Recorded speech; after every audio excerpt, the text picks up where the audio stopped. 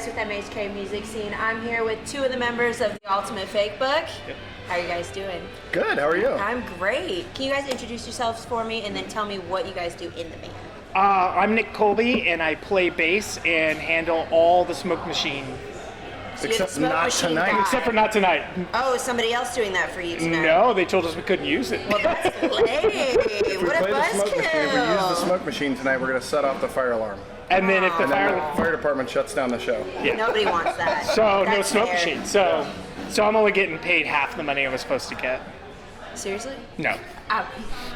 I'm not gullible. Just We make cut me his look salary in half. stupid. Yeah. Dot. Whatever. No smoke machine, half out. 50% of the pay. Yeah. And you are? I'm Eric Moline and I play the drums.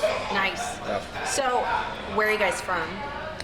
Originally, or well, we actually really- we all came from K-State, like in Manhattan, We're Kansas. really from here. I Yeah. love that. Yeah, We got I some mean, locals in the Yeah, building. like we literally met in the music scene here in the early or mid 90s. Yeah. And they were playing in Ultimate Fakebook, and I was in a band called Truck Stop Love. Okay. And my band broke up, and I saw them play, and they plied me with free Subway sandwiches. That's And a winner eventually right I joined there. their band. That'll get you. Because the whole band worked at Subway at Yeah. that point. Literally. Not even kidding. Not even kidding. Yeah. I love Subway, especially right now I'm pregnant, and for some reason Subway just hits the spot every time. There you go. The same He's a exact sandwich time. artist. Are you really? Yeah, well, I was. Wow. I get the same thing every time. What do you get? The pizza sub. Oh man, the pizza sub is good. Okay, thank you. Sometimes Good. people judge me for that. I say No, and they're like, no. "Oh." And see, back in the day, we didn't even toast anything. So you had to know somebody. So you got the pizza sub, but you go ahead and put the spicy Italian, which was the pepperoni and the salami, and then the marinara Yeah. sauce, Okay. and then you put it in the microwave, and then it gets all crispy. Oh, wow. And so that was like a special move. I think I didn't experience the microwave. Yeah, no. sub, Well, now yeah. you can just get them toasted. And, Oh, well, yeah. whatever. Oh, I know. Yeah. It's like a every 3-day thing. I'm like, I need Subway, or Yeah. I'll tell my boyfriend to get it. So you guys so you grew up in Manhattan. No, No. he grew up in Kansas City, and I grew up Oh. out in western Kansas. Okay, my dad's from Kansas City, Oh, the nice. Wyandotte area. Okay. Yeah, what area? Olathe, not really Olathe? Kansas City. But Hey, it counts. It's fine. It's Suburbs. fine. I live in Kansas City now. Yeah, he does. He lives downtown. Nice. Yeah, Yep, all and I'm our in family's Sacramento in now. KC. Really? How do you like Sacramento? I love it. I'm I jealous. love it. Yeah. California, when it's this hot, there's no humidity, so. Oh, And we then love it always that. cools off at night. It's amazing.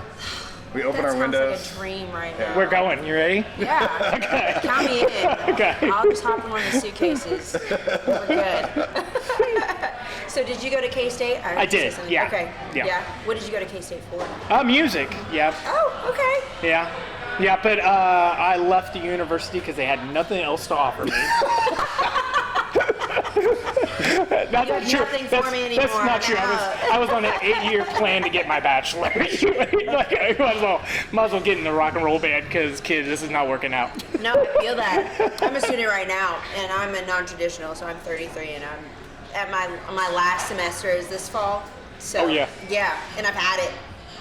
I want to quit. I'm not going to, but I'm so close. You're like right there. Right, I'm so close. Yeah. So I feel you. So what was that? Did you guys have like a this is it moment as far as like I want to do music? This is what I want to do for the rest of my life. I think I was so stupid as a kid. I thought you could just do anything you wanted to do. I don't think that's And I just would just say, hey, I gotta make this happen. Vegetable. And so the lead singer and I, we're actually related. Our grandmothers are sisters. Okay. Oh. So we grew up together, and so we would just play and jump on beds with tennis rackets and just like do all the stupid like rock and roll. That's adorable. And then so eventually go, well, let's try this. Yeah. Like in real life. In real life. Yeah. And so then we were just too dumb to quit. Okay. Too dumb to quit. What about you? I mean, my story is kind of the same in Olathe. Like, I was a really big fan growing up of Kiss, was like my favorite first band. And so I would, put on the makeup and jump around and act like an idiot. And I put on little shows for my family. I got my cousins together and we all made Kiss masks and Oh my had the logo on the light bright and tennis rackets. And But my granny, we were at her house at the time, and she didn't have any Kiss records, so we just lip synced to Glenn Campbell's Rhinestone Cowboy. Yes. Whatever works. Yes. But yeah, I mean, it's just I'm kind of getting a visual right now. Yeah, it was hilarious. Well, and here's the funny thing is later on, another band that we were in later, after Ultimate Fakebook called the Dead Girls, we got to open for Kiss. Yeah, we did. So we got to achieve like my all-time dream as a little kid was that moment in front of 20,000 people opening up for Kiss. Yeah. And my not realized all-time dream. You had it made like, because I was like, Kiss, whatever. And then I got this person who was like, this is awesome! You didn't realize how big it was until it was just crazy. It was just like a fever dream. Yeah. You're like, is this real? And their whole crew and everybody was so super nice, and it was a great experience. Yeah. And then in Ultimate Fakebook, we got to open up for Cheap Trick, which was a big deal for us because they're one of our favorite bands too. So Cheap Trick is awesome. Yeah. Wow. So that was fun. Yeah. So these are some big milestones. I mean, all the fun stuff, right? Like, we could talk about, like, all the record label bullshit. Can I say bullshit? You can say bullshit. Okay. And, like, that's the stuff that everybody thinks is important, but, like, they don't realize that when you get signed to a label, that the work is kind of just starting, just on a new level. Yeah. You know what I mean? And so, like, all of that stuff was cool because we climbed the ladder to a certain point.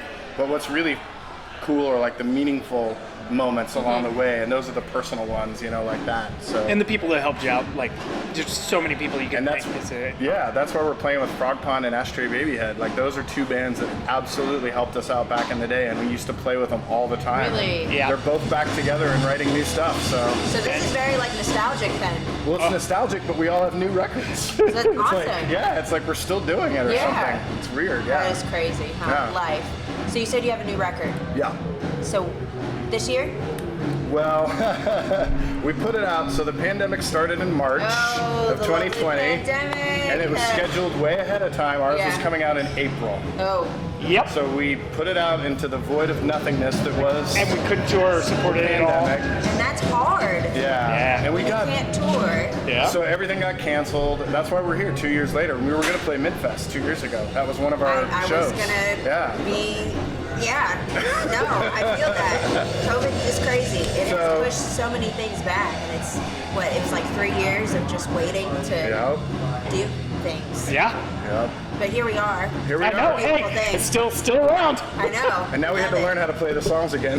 Yeah. Right. It just feels new all over again. Yeah. Right? Yeah. So what is the name of the record? The Preserving Machine. The Preserving Machine. How did we come up with that name? Yeah, I need Well, to we were Because I want to know. He wants to know too. It was kind of a me and Bill thing, but like, there's this book by this author named Philip K. Dick who wrote the book that Blade Runner is based on. He's like a sci-fi, awesome, crazy dude from the 60s. But this little short story he wrote called The Preserving Machine is about this machine that essentially stores all of like mankind's recorded music like well into the future. And what happens is it's built to be like this immovable thing, but the music starts to change. And so it's all about how music is ever evolving and you can't stop it, and it's going to continue to be relevant, you know, for generations to come. And we had a really cool cover art that had like this sci-fi 50s robot on there, and we kind of just matched the two together. And our album is half about Manhattan in the 90s, and then the other half is about all the bullshit that's going on in the world today. There's a lot of it. And about Bill being a parent. You know, Nick and I don't have kids, but he's got 3. And raising kids right now in this environment is it's gonna be a pretty nutty thing. So I have an 11-year-old, so I've been knowing. Yeah. And 11 is an insane age. You're like, holy shit, every day. Yeah. You're like, you just did that? Yeah. Or you just said that?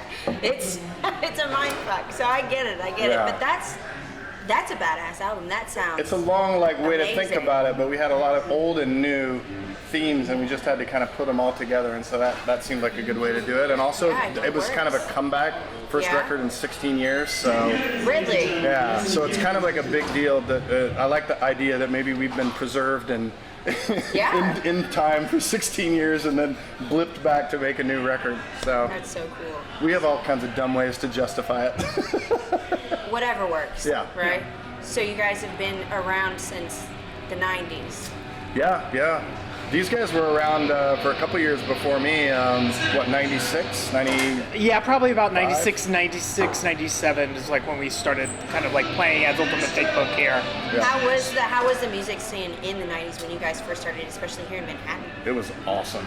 Yeah. It was really good. All the bands were really supportive of each other, and it was like a family, a competitive family, but a family, like we'd all play on each other's shows and give each other shows, and people were going to shows a lot back then. Like this is right out of the Nirvana kind of explosion, the grunge thing, or many years after that, but live music became like the thing. It was like really hip for a while. I know now there's a lot of EDM and dance shows and all that kind of stuff, and but back when we were in college, it was live music was the thing. It was live huge. music is my favorite. Yeah. It's very intimate, I feel like. Yeah. And you get a really cool sense of community. Yeah, absolutely. Yeah. And that's one of my favorite things is community. Seeing all the same people at the same places. And being supported by them. Feeling like you have like a base, right? Mm-hmm. So what were some of your favorite venues back then? Oh geez, well Annie Mae's is always Yeah. Annie Mae's has been around for a minute. Yeah. I mean, all my old bands played there. Every band we've been in since has played there. Jeff is just amazing, and he always supports live music. He has the tiniest bar in town, but he's got the biggest heart, and he's really generous. He makes it work. Yeah, and it's fun to cram all those people down there because you have to. If you're gonna go see a show at Mae's, you better be ready to rock. You know what I mean? It's like. It's not like a big fancy venue or anything, so you're getting like the most basic version. It's almost like practicing with your friends. Yeah. I think that's the best kind of venue, though. I've always thought that the best venues are the smaller venues, so you can get up really close to the band and kind of make that connection with them. Yep. Right? So, yes, Agreed. totally. I love that. So we did talk about the album. I want to talk about kind of your guys' creative process. Like, how do you go about making music and writing lyrics? Well, it's a lot different now than it used to be. It used to be, first before we went on tour, we did a lot of practicing in the basement. And Bill comes up with all of the songs, essentially. Okay. He's got the changes, he's got the melodies. He used to come to practice with no lyrics at all, and he would just mumble the vocal melody until lyrics started to emerge. Okay. Because the vocal melody for us is really important. We want all the songs to be really hooky and impactful. Okay. And those are really hard. Like writing a good hook is really tough. So when he came up with a good one, we were always like, that's and it. So he'd be like, or whatever. And then he's like, oh no, that's actually really good. And then you have to go back and it's like, okay, what am I saying there? Yeah. Like, Eventually what turning it phonetically into real could work words. that way? Yeah. So he's the vocalist. Yes. Yep. Okay. So who's like the founding person? it's him and Nick. Yeah, we grew up together, played in the same sandbox forever. You know what I mean? I don't know. Yeah, I don't know. And it's surprising because like we just like all grew up in a small little town and just kept going. And then once we decided, because both of us were like, oh man, let's go do something, but let's go find what we need to do. And it was like either Lawrence or Manhattan, and his band was blowing up, and there was a cool scene going on, and the former singer of Ultimate Fakebook had just come to Manhattan, Kansas. He's like, oh, it's amazing. And so we were like, okay, we're going to K-State. You know what I mean? So, because you're going to one of them. You know what I mean? Like, that's just it. And so that's how we ended up here. And and he was right. It was a beautiful place. So we talked about the music scene back then in the 90s. How do you feel, like, how would you describe the music scene now? Let's talk about it. You know more than I would. About the music today? Like about the music scene here. Oh well, I haven't been to the music scene here in a long time. I know there's a lot of people that are doing stuff, but they're doing it outside of clubs. You know what I mean? KC? KC's doing all right, man. KC's bringing a lot of great artists. And it's kind of a little hard because, like, since the pandemic hit, you know what I mean? Like, people are a little standoffish. Right. But it's starting to slowly come back. But it's been freaking amazing. They've been getting a ton of artists in Kansas City, and it's really nice to be there because I used to live in Lawrence for like 15 years. Okay. And it seemed like either band would hit Lawrence or Omaha, and they started all hitting Omaha and no Lawrence. And so now it feels like it's kind of coming back to KC a little bit. So I'm kind of stoked. Yeah, I've seen a lot of shows. It's been great. That's awesome. So what kind of inspires you guys to continue music and to continue working on your craft? I mean, like, it kind of all leads to stuff like this. Yeah. You know what I mean? Like when Bill emailed us demos for a new record, we were like, what? Like, we're not doing music anymore, are we? Yes, you are. Well, they were really good. I was like, if they were bad, I would have found a way to like let him down and be like, I'm not really interested. I don't feel like being in a band anymore. But they were too good, and I just got excited. He said he was working on his solo record because he has a solo project that he does, and so he had some time off, and he was kind of working on some stuff, and he's like, I don't know, I think I got Fakebook songs, and I feel like ultimate Fakebook songs, and he like demoed drum parts for me that sound like me. Major eye roll by me. Major. I was like, come on, dude. Like, yeah, right. Whatever. Okay. And then he sent me the demos. And it was like, yeah, I guess you're right. That's it. That's lying. it. He wasn't lying. He didn't lie. And it was great. And so that was like, okay, well, we're doing it. Yeah. Of course, we're in. Let's go. And then of course. These guys are living all different places, so then we're just sharing files and putting things together. Yeah, we recorded the album separately. We were never in the same room together. Really? Yeah. Not once? Not once, which is why tonight and last night are the first 2 times we've ever played these songs live. That's so special. Yeah. We can honestly say on stage, we played this song 3 times. Yeah. We had practice, we had last night and tonight. That's so it. how was last night then? Playing all these songs for the first time. It was nerve-wracking, but it was awesome. Yeah. But the crowd was there. There were people fly in from all over the country. There were You people from New York. guys are kind of a big deal. Well, to a very small amount of people, we have fans, and they know that we don't play very often, so they showed up last night. Catch them when you and they're can. going to be here tonight too. Yeah. It's going to be fun. It was so exciting. It was a big giant flashback to 2002. Really? Like it was really like, oh my gosh, I haven't seen you forever. And like, oh, we're just all older. Yeah, we're all older. We're still singing the same lyrics though. Exactly. The crowd was like singing along and stuff. It was They were awesome. great. That's got to feel so cool. Yeah, wow. it was great.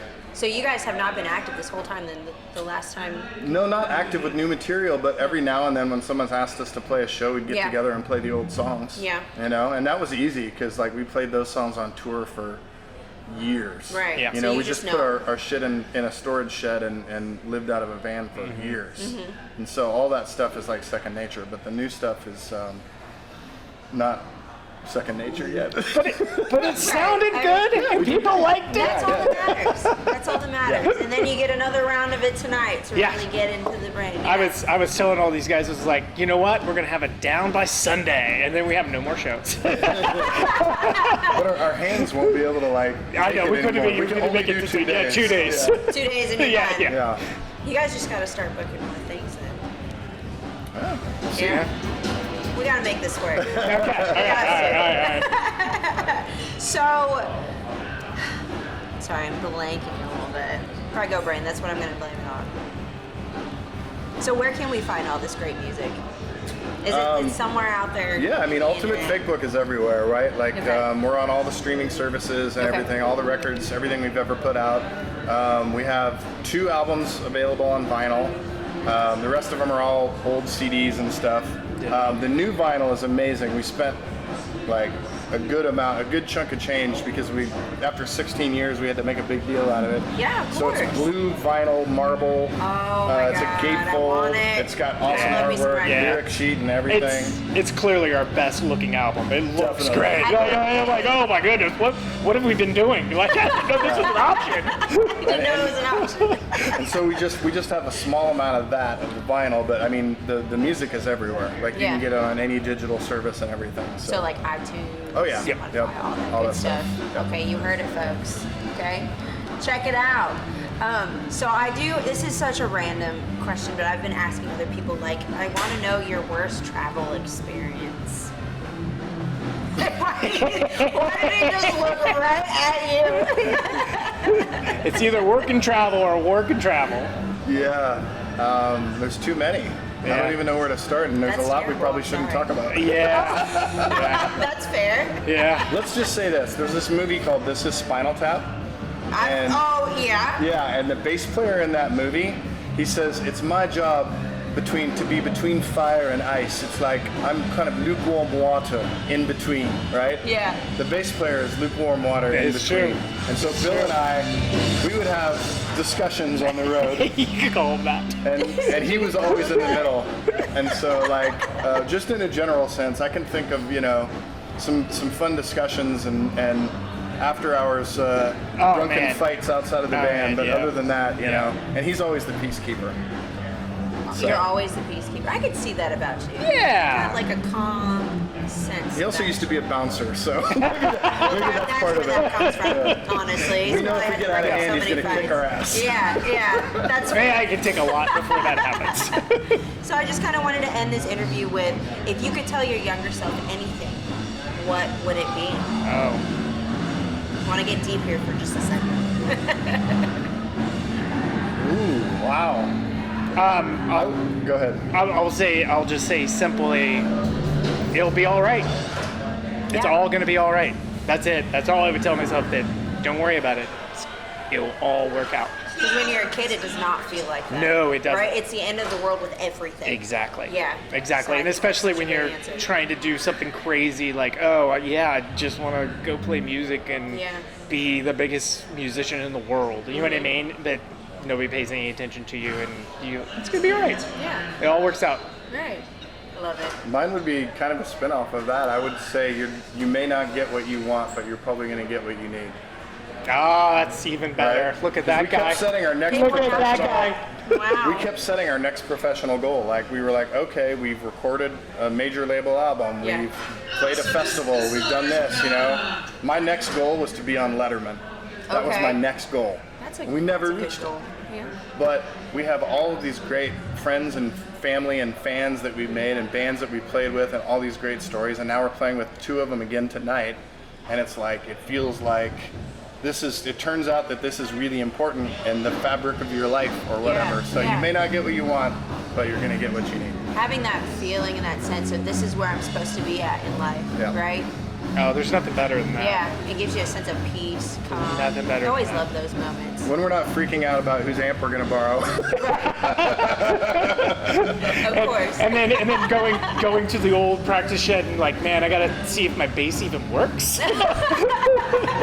Remember, it's all going to be okay. It's all gonna be all right, man. Everything's fine. Yep. Well, thank you guys so much Absolutely, for giving thank you. me some of your time and letting me get to know you guys. Absolutely. And I'm so excited to watch you guys play later. Awesome. So yes, thank you guys for tuning in.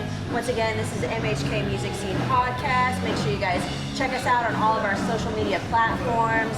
We've got Twitter, Instagram, and it's the same handle, MHK Music Scene. Thank you guys. Take care.